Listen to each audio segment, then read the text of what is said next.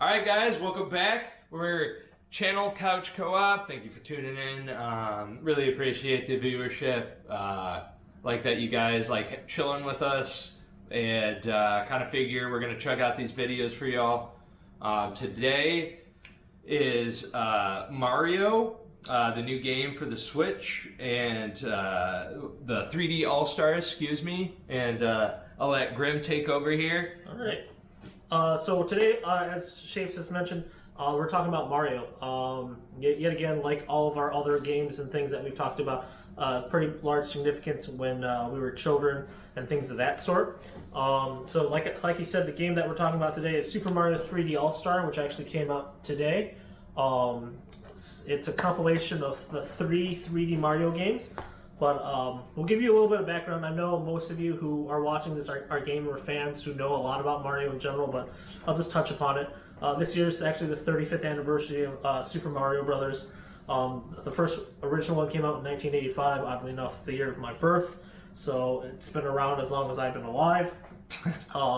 There were three original side-scrolling platformers, Super Mario Brothers 1, 2, and 3.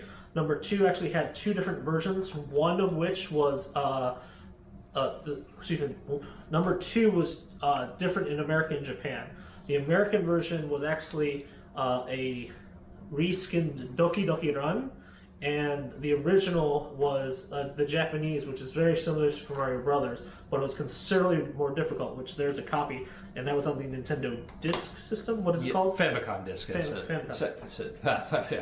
Disk System. My apologies. Jeebus. The only major difference in there's a major difference in that there are two different games, but the reason why originally that game didn't come to America was one of the people at Nintendo said this game was too hard, and the American people didn't like harder games, and they figured the styles would be poor because the game was so difficult. Yeah, I mean, it's funny because, like, honestly, in my opinion, I think Super Mario Brothers 2 US is a lot better than the Japanese version, because the Japanese version really is just the same game as the first one, except there's poison mushrooms now, which obviously shrink you or kill you, and so that's why it's harder. And I mean, when I say this game is harder than the first one, I would say it's at least twice as hard. So it's really fucking hard. So you actually like the Doki Doki Run Mario skin number 2 over the Lost Levels? I do. Okay. The Lost Levels, in my opinion, is like Super Mario Brothers 1.5. Like I said, it's just basically the first game continued, man. Right. I mean, you're fighting Koopa, King Koopa, at the time, and it's not impressive. I mean, nothing's added to it like Super Mario Brothers 2. It adds a decent amount to it. Yeah. They're just, I guess, picking up items because you don't necessarily have power-ups, right? Sure. So, anyway. Yeah. Sorry. No worries. In terms of just the progression of Mario, the fourth installment was Super Mario World, and then Super Mario 3 is the fourth one? No, did you skip it? Oh, because we were talking about 2. Right. I mean, yes, there's a third one, which is Super Mario Brothers 3. My apologies. Which, in my opinion, is probably one of the best of the Super Marios. I actually have an affinity towards Super Mario World, just because that was my first foray. Because I actually owned a Super Nintendo, I didn't own a Nintendo Entertainment System. I mean, for me, Super Mario Brothers 3 was. I mean, I guess it was probably the most played Super Mario Brothers game I played, right. And when it came out, it was fantastic because before this, the only power up that existed in Mario was the Fire Flower. Really, I mean, you could say the star, but that's just invincibility. Right. Anyway, but when this came out, it was just there were so many stages, you got to see everything. It wasn't like stage to stage, you could choose your own path kind of a deal. There's different power-ups instead of just one. There's at least, 6 or something? I don't remember with an exact number. I don't know. I'll put it up there. Right. Which I have an affinity for the Tanuki suit. Yeah, the one that's the stone one, though. Yes. Yes, not Yes. not the tail. Yeah. But yeah, I mean, anyway, I mean, I'll just throw this in here real quick. That I didn't really know this until recently, but this is the Famicom version. Oh my God, everything's There you go. mirrored on this. I'm sorry. This game is actually harder than the American version, kind of following the trend. If you get hit with any power up, you instantly shrink down to basic Mario. So you don't just lose the suit; you actually go all the way to mini mode. Yep. Wow. Okay. Yeah. So it's a hard MF, Sam, and I actually beat it just recently before, like in the incubation stage of this channel, Right. because I was like, oh, I gotta beat this, and so I could clout about it. Well, I mean, I'm sure maybe one day we'll see if we can play through it. And I know I'm not the greatest gamers, but you'll carry us through, and we'll see what happens on a co-op. Oh, dude, you know it. All right. Lead you like Jesus.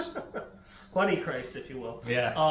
So after that, like I said, on the Super Nintendo, Super Mario All-Stars came out, which was a collection of the first 3 platformers, and then the first American release of Super Mario Bros. 2, the Japanese version, labeled The Lost Levels. That was a very popular game because people got a chance to play the Lost Levels. Not a whole bunch of people, I think, absolutely loved it at first, especially in our age group. We're just like, this is so hard. Why? And when we had the alternatives of Super Mario Bros. 3 and Super Mario World. I actually didn't know it existed for quite a while. Really? It was just one of those things where it was like, being a Genesis kid, as I said in my other videos, but Nintendo kid here. yeah, and it's just one of those things where it was a majestic beast on another mountaintop, But so yeah, it's anyway, I could digress. Right. Then the N64 came out, giving a little timeline in terms of just the 35 years. The 3D Mario started coming out. Super Mario 64 came out in '96 on the N64. Super Mario Sunshine, which is the second part of the 3D Mario All-Star, came out in '02 for the GameCube. Then in '07, Super Mario Galaxy for the Nintendo Wii, which there's also Super Mario Galaxy 2, and then on the Switch eventually is Super Mario Odyssey. I know I'm missing a lot of games in between, but you don't really want me to sit here for 4 hours reciting every game unless you want me to. Beyond that, Mario's been super successful. It's one of my favorite franchises. I'm a huge Nintendo homer, as he is more so of a Genesis homer in some aspects. I mean, I'm not saying I'm like Sega ride or die, but I'm kind of on the level. I think Sega understands it as well, that they're kind of the secondary to Mario or Nintendo, so they're aware. I mean, when I think about it, like there's Sonic games coming out on a Nintendo now, and I like as a child I would have been like blasphemy. Right. Beyond that, super huge success for Mario games in general across the world. About 330 million copies of a form of Super Mario has sold, along with spin-offs, sports games, racing games, fighting games, a plethora of games. But we're just talking about these as just a little bit of an intro. Beyond that, the Super Mario 3D All-Star game is what we picked up. There'll be some tidbits of gameplay. Thinking about a Let's Play on a more segmented version for Super Mario 64, like 10 or 20 stars at a time. I'm thinking about possibly even streaming it on Twitch, depending if and when I get that set up. But beyond that, I have some stories that are kind of intricate for each game. Super Mario 64 specifically, my brother got the N64 for his birthday. We got Super Mario 64. We were just blown away that a platform could be 3D, and then let alone just way different than all the other Marios that came before it. Yes, it looked very blocky and at that time that would blow your mind though. Right. I mean, you got to think beforehand it was just basically pixels. Right. And like PlayStation came out like what, a year before? I'll throw it up there again. Throw it up there. Anyway, I lost my train of thought. Sorry. That's okay. I'll But yeah, when Mario 64 came out, like it was mind blowing because it was the first foray into an open world basically in the Mario universe. Oh. And I don't know. I mean, I didn't get to have it as a kid. I was a PlayStation kid. That was more my game. Kind of funny. Throwback here real quick. Maybe you guys will enjoy this. Blockbuster, you used to be able to rent consoles. Oh. And for my mom was like, "Oh, what do you guys want for Christmas?" And we were like, "Well, we either want a PlayStation or Nintendo 64." So we went there and we played both of them, and we just happened to like the PlayStation more because it was edgy. We were used to the Sega rep, and so we were like, Nintendo's the safe alternative, if you will. Well, it was fun. Oh, I forgot, dude. We played Sega Saturn too, and that was garbage. I just remember getting it and it just being like, I can't remember what game we played, and just being like, oh man, this looks terrible. And like, I don't know, I could, because everything was Streets of Rage to me. All those beat 'em ups for the most part. Anyway, sorry. No, you're good. It was funny too when the N64 first came out. We got both launch games, which was Super Mario 64 and Pilot Wings. Oh yeah. And because you're on a budget, you're young, you don't have money. We had to make those games stretch out. So for Super Mario 64, after my brother completed it and me kind of getting kind of far and kind of losing interest, we had to find ways to make those games interesting. I remember specifically me and my cousins, we had this because it was like '96, so the Olympics just happened. In Atlanta, yeah. So we did Super Mario Olympics. So we did time trials like on I think a stopwatch, and we tried to run around the castle the fastest. We filled the moat, and the person who did the best dive off of it got the best points. Just awesome. Whole bunch of ludicrous type of events, just because we needed to create some entertainment out of something that we've had, and kind of make it more refreshing at that time. Yeah, man. So basically, Super Mario 64, we had to create ways to make the game last longer because we were young and we didn't have a whole bunch of money. But fast forward now with Super Mario 3D All-Star, we did have a chance to play a little bit of Super Mario 64. I'll cut the last part. Your opinions of Super Mario 64. So, Super Mario 64, like I said, I never owned it. But playing this now, I'm sorry, man. Like, it hasn't aged well, has it? No. The textures are garbage. Right. I mean, some of them come through great. Some of them come through terrible. Yeah. So, you had mentioned that it was a port rather than, or emulation. It's an emulation, yes. Sorry. With some upgraded graphics. Okay. But it definitely shows, like you said earlier, parts were like, oh my god, that looks awesome, and then other parts are like, what? Yeah, it was piecemealed 100%. And I'm kind of sitting here thinking to myself, like, what was their focus? Like, did they must have had different teams or something working on different segments? I don't know. The character sprites look fantastic. They look very crisp, very not polygonal really at all. Right. It was great, but oh my god, just the backgrounds, the environments, yes. the environments, the textures, not really that good. It was disappointing. It was a little frustrating too, just because on the N64 version, the C buttons were controlling the cameras, and now it's an inverted thumbstick, which it took me a good solid 10 minutes of playing, and I've played this game quite a bit, and to get 3 stars, it took me 15 minutes, where I probably could have just blew through it in like 5 minutes on the 64. But it is what it is, and as far as that's concerned, it's a fun game. So what we've kind of seen so far. I mean, yeah. Look, the camera controls are going to frustrate the hell out of you. I mean, just to be true, if you want my honest opinion, I think it was infuriating because you got to think of you flick it, and it's like think about if it was the C stick on the GameCube controller, yeah, like you flick it instead of pressing the button for the camera control, but up sends you into first person view. Yeah. So that kind of that fucked me up, honestly. For sure. But yeah, sorry. Yeah, no. Then we kind of jump a timeline into the GameCube and Super Mario Sunshine. I actually got this system as a early Christmas gift because it came out in November 18th or so. So me and my friends, Schaefer wasn't there. I think you were swimming or something at that point, or Probably. some other aspect. And rushed over to the house and we were playing Luigi's Mansion, and I forget the multiplayer game that we picked up. Maybe it was, I don't remember. Anyways, a multiplayer game that we all tried to play. Was it Double Dash? Wasn't out by then? No, and it wasn't rave. Well, they had like a week release window or a week launch. Yeah, launch games. It was not the greatest, but there was something that was multiplayer that we picked up, and it was okay.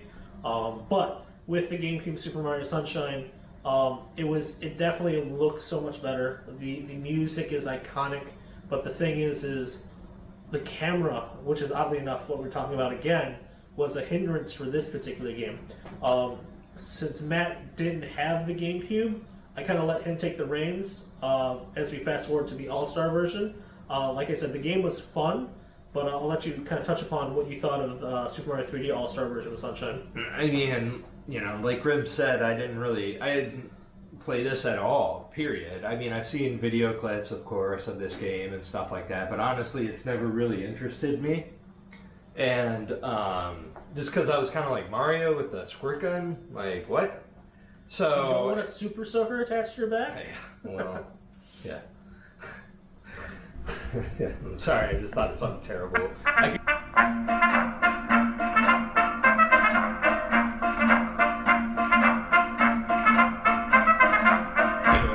so it was difficult to say the least, and it was honestly, underwhelming.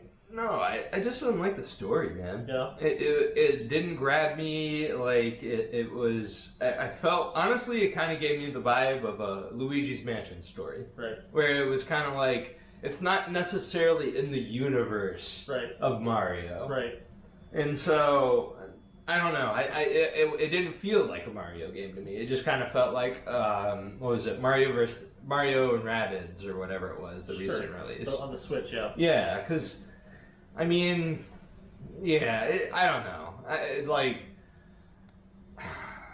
For me, it's a pass, man. I did not like it. It was a boring, taking out the graffiti. Like, if you like Splatoon, go at it, man. This game might be for you, but I don't like Splatoon, personally.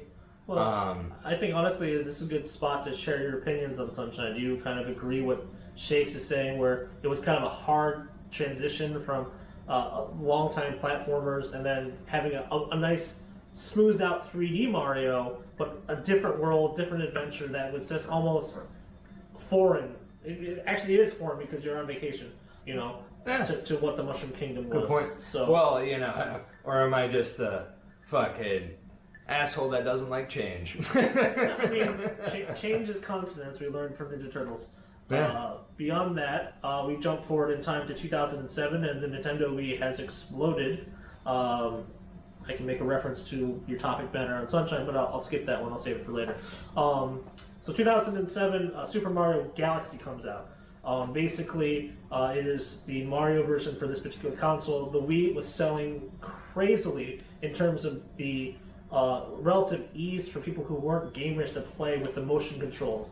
Oddly enough, Wii Sports was probably one of the highest selling games. Well, it was a pack-in product. But you could technically count it as a sale, as you sold the console, you sold the game. Yeah, but I mean, to me, it's like the Super Mario Brothers being prior to Wii Sports. Super Mario Brothers 1 owned that title, and it was like, but it was a pack-in game. Sure. Yeah, it was entertaining, in my opinion. At least Wii Sports was. But in terms of Super Mario Galaxy, there is an actual unique story. In 2007, I was actually in Manhattan for a job interview, and while I was there, Super Mario Galaxy was actually being released at Nintendo World. One of my fellow students was just like, "Hey, I know you love gaming. Do you want to go get this game, wait in line, and get get Super Mario Galaxy at launch?" I'm like, Yeah, sure. You know, this is kind of a once in a lifetime thing. I'm not in Manhattan often, so let's go check it out. So I actually picked up Super Mario Galaxy. I picked up a coin that was like a launch exclusive, which I actually did not bring with me. It's actually still at the house. I'll show it in a different video. And the interesting thing is this controller was the Wii remote and the nunchuck. It'll be a 30-second video. What? Showing the coin. So I told you. I don't lie, I swear. I didn't buy it on eBay either. This game was at the time just so different. Like the gravity, the music. I think that's what really. Oh, the music too, but yeah, I think the gravity system was really well done in this game. The shooting system. Yeah. I mean, it's not bad. Don't get me wrong. It's something to get used to, sure. But I didn't hate it. Yeah, and just it was so different, but also so refreshing. It was different from what Sunshine was. The camera also did move with you a little more and was a little more ease of movement and allowed you to kind of see the levels a little easier too. So that problem was not as bad for that. It was pulled out for sure. And so we now fast forward to Super Mario 3D All Stars. Pulled out like Tom Brady. Ha!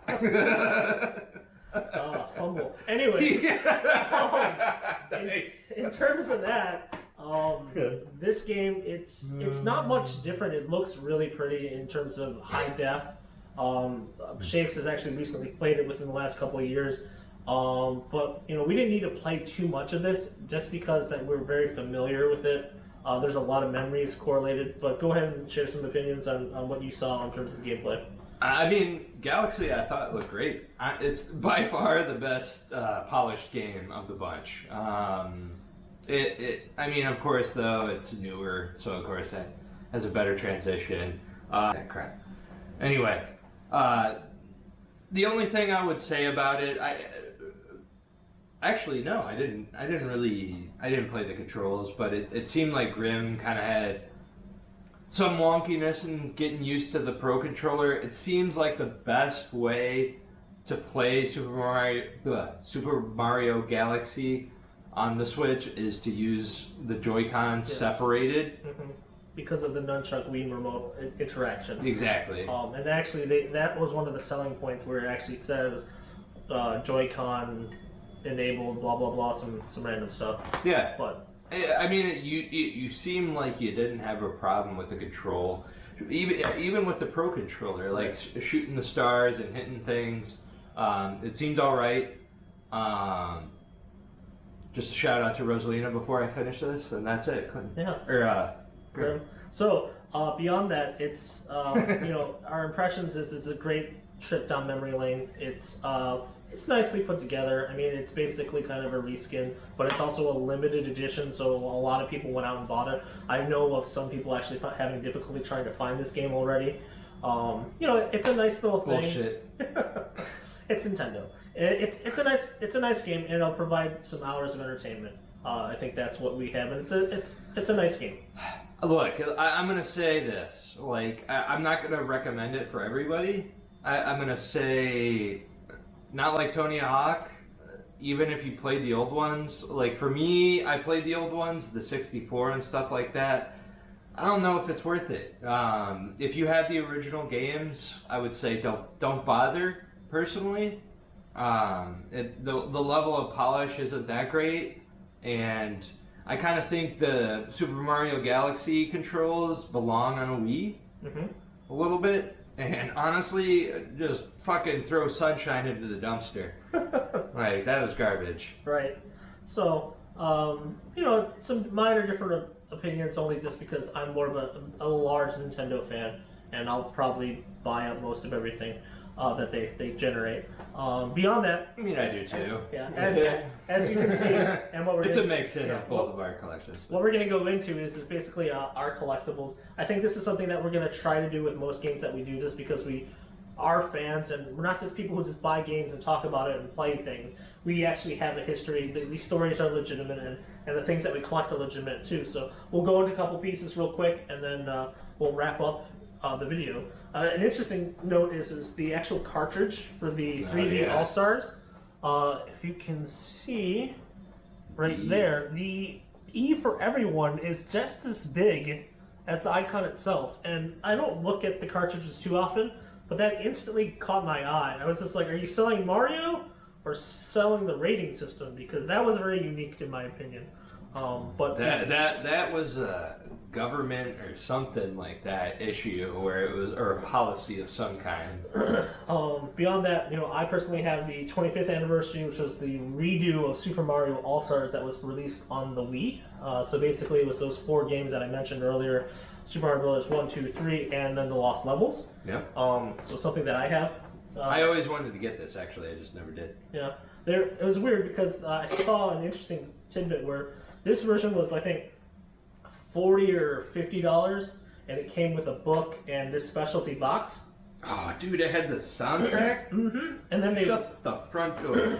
Dude, bring that over here. Will do.